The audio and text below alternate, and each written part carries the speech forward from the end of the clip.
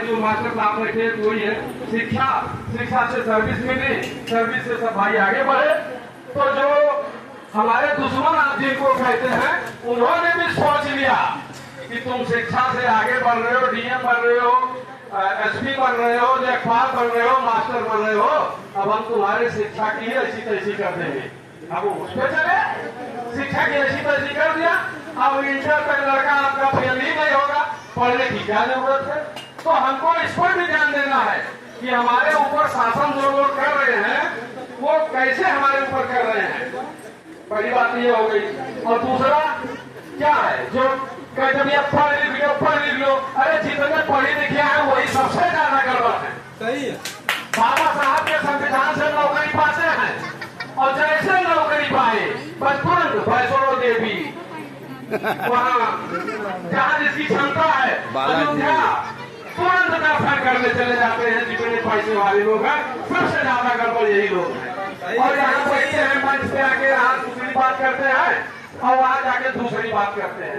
साथियों, अब जैसे राम की क्या जरूरत है। रामायण में पहली ही लाइन में लिखा है तुलसीदास ने कि स्वांतः सुखाय तुलसी रघुनाथ गाथा।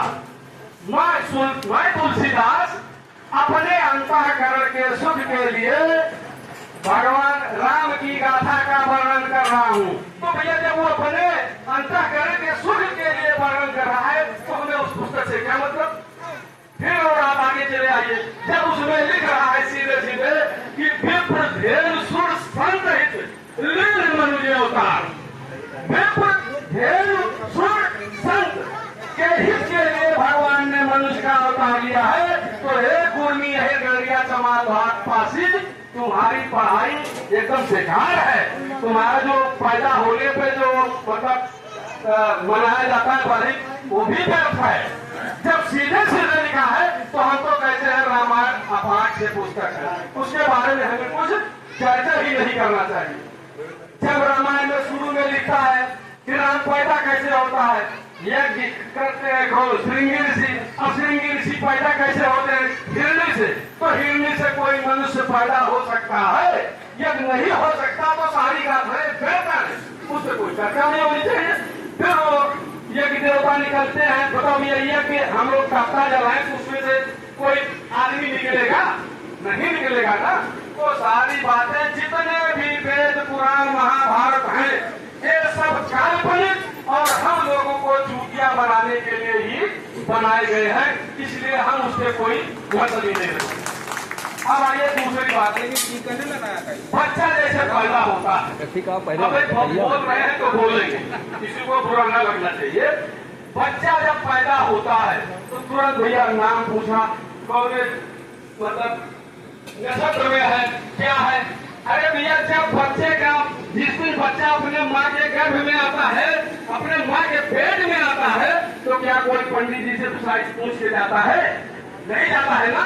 तो बिना साहित्य का जब बच्चा अपनी माँ के पेट में आता है और बिना साहित्य के बच्चा बाहर निकलता है तो बाद में फिर हमको साहित्य के बीच में कहाँ से लाना लोग शुरू कर दिए। तो साथियों सबसे ज्यादा पढ़े लिखे लोग गड़बड़ कर रहे हैं, अनपढ़ समाज। यही हमारे साईं जी थे, ये देखिए राम मोहन वर्मा जी थे, और ये लोग पढ़े लिखे नहीं थे उस समय।